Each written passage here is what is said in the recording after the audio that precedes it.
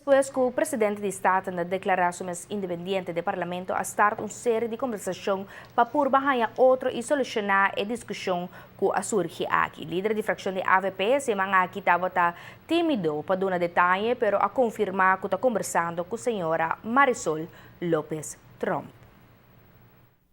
Nós está em deliberação com ele, colega não está papiando com ele e tem que conversação na está seguir.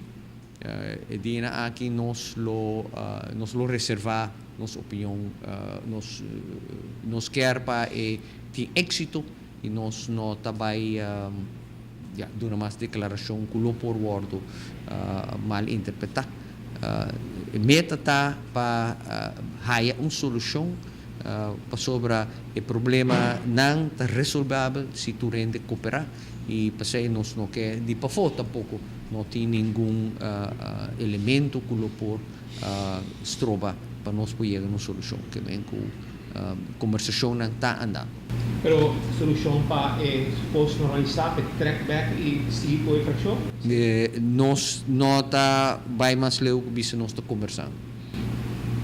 Ou quem está conversando? Colega de fração, de partido? Colega de fração de partido, sim, correto. De não também ministra?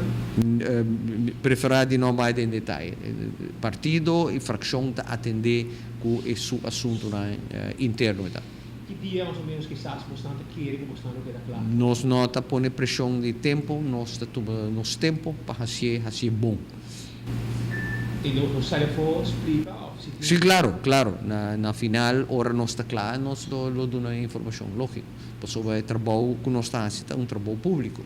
Nesse hora aclarar, não é um assunto que por quedar para dentro. Mas nós está atender cultura, responsabilidade, cautela, respeito para toda a gente envolvida.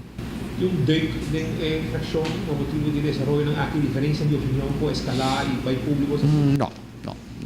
Nós cabe repassar trabalho de partido, que apesar de discussão com o Boportim, é trabalho importante para o país, reforma, finanças, labor, criar trabalho, criar entrada, estimular a economia, é reto grande para continuar e apesar de qualquer discussão que tem, tu rende.